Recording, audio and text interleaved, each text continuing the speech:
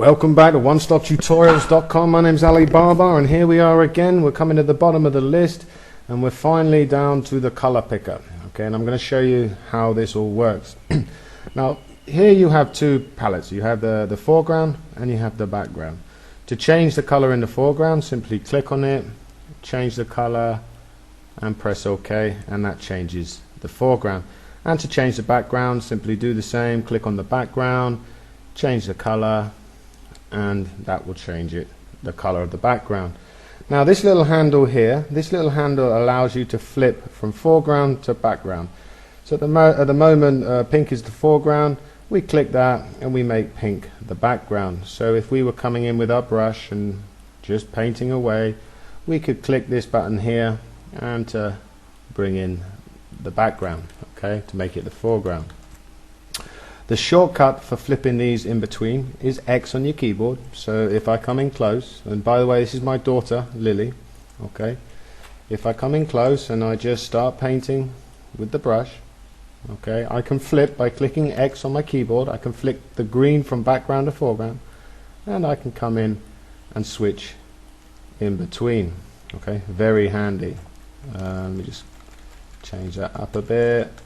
And the next one is, here we have this little icon here that allows us to click back to black and white. We just simply click on it, and what you can do with that is, let me quickly just any color, set my foreground, and that's fine. And if I wanted to access that with the shortcut, D on the keyboard brings it back to default. So black and white is default.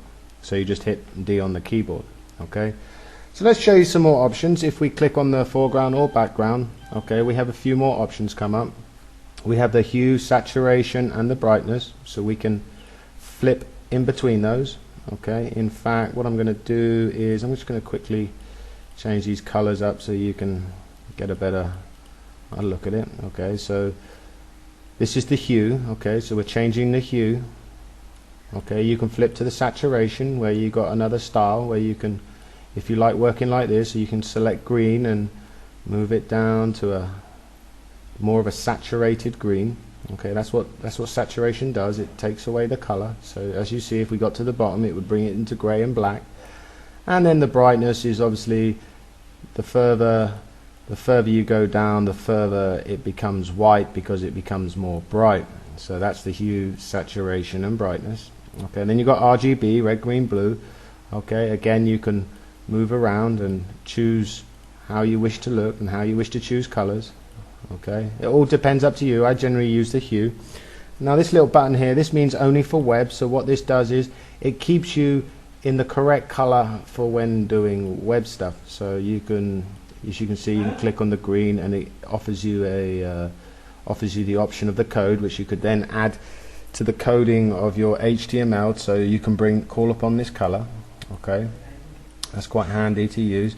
Now this little icon up here means that if you were to this is telling you, wait a minute, that it's giving you a little warning saying if you use this color, you know, you might not be able to use it on everything. Maybe you should readjust the color. Okay, and this little box is, this is not safe for color for the web. Okay, so you click that and it tells you here that, so if you use this, it's basically, you have no warnings and it's safe to use on the web. If this was unchecked, you have a warning here, okay, saying that maybe it's not safe for the web.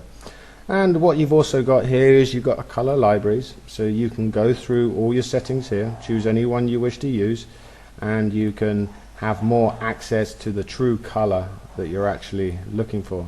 Okay, and when you like it, you simply press OK, and then you'll see it selected in your foreground. Now if you need to get back to the picker, just simply click on picker and it brings you back to the picker tab. And if you like this color and you think you're going to use it in a lot more projects, just simply hit add to swatches, name it, okay, and then when you go to your swatch tab, you'll see that that color is there and it will be saved there for future projects. Okay, so very handy. It's not a complex tool. You just play around with the settings, just play around with this, the hue, the saturation, the brightness, the RGB.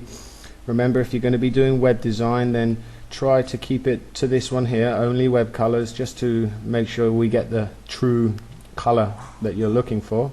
Okay, and then you got some more settings down here, lab, depending on how you like to view it and how you like to play around with the color picker. Okay, so that's the color picker. Very simple tool, very easy to use. Play around with it, and I shall catch you soon. So please subscribe to my YouTube or leave your comments below, and we shall catch you at the next video tutorial. Take it easy, guys and girls.